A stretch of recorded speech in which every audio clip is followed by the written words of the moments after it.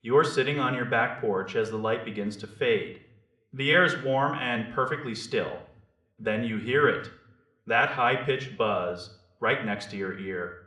It is the sound of a ruined evening. Most people immediately reach for a can of heavy duty spray. They coat their arms and legs in that oily, chemical film. It smells like a lab and feels even worse on your skin.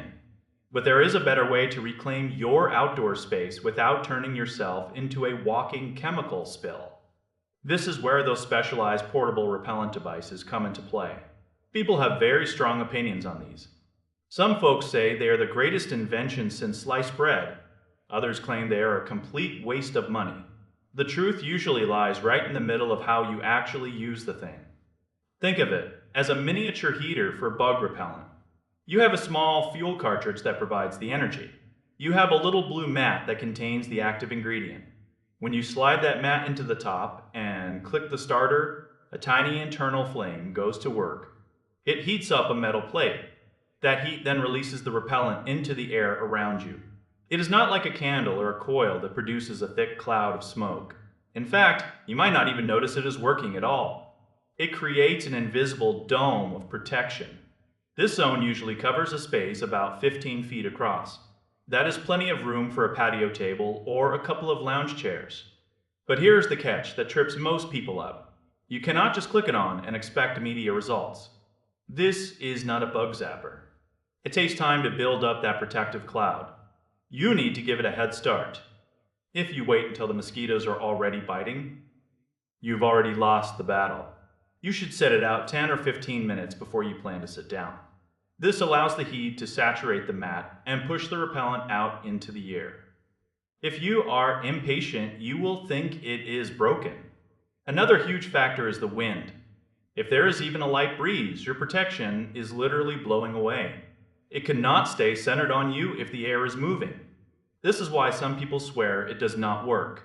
They are trying to use it on a windy dock or a breezy beach. In those cases, you're just wasting your fuel. It works best in calm conditions where the air stays put. You also have to consider the long-term cost. This is not a one-time purchase. You are going to be buying refill mats and fuel cartridges for as long as you use it. The cost can really add up over a busy summer.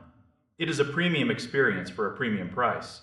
You are paying for the convenience of not having to wash bug spray off your skin before bed. For many of us, that is worth every penny. Just remember to keep it on a flat surface. Do not use it inside your tent or your house. It needs fresh air to be safe. When that blue mat eventually turns white, you know it is time for a fresh one. It is a simple system that requires just a little bit of planning. If you do it right, you can finally enjoy a sunset without becoming a snack. It turns your backyard back into a sanctuary. It is all about managing your expectations and understanding the science behind that little heating element. The physical design is usually quite rugged. It feels like a piece of camping gear. It is often a matte finish, something that blends into the background of a picnic table or a stone wall.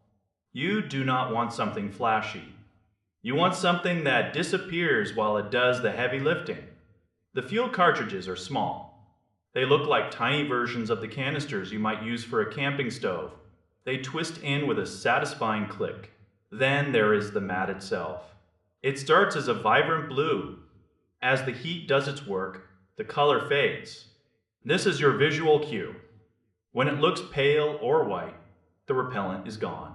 You just slide a new one in, which pushes the old one out the other side. It is a very tactile, analog process. There are no complicated apps or screens to deal with. It is just basic physics and chemistry working together. You are out there to enjoy nature, not to fiddle with a gadget, but you have to be honest about the maintenance. If you are the kind of person who forgets to buy batteries or refills, this will sit in your garage gathering dust. It requires a bit of a supply chain in your pantry. You need to have those boxes of mats ready to go. If you run out halfway through a barbecue, the party is basically over. The mosquitoes will find the gap in the shield very quickly. They are persistent little creatures. They are always looking for a way in. This device is your first line of defense. It creates a buffer. It is the difference between a relaxing evening and a week of scratching your ankles.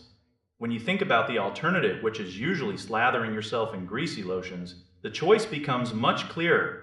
It is a lifestyle upgrade. You are trading a bit of money and prep time for a much higher quality of life outdoors.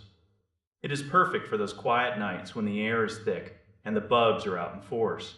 Just find a flat spot, give it some time to warm up, and let the technology do the rest.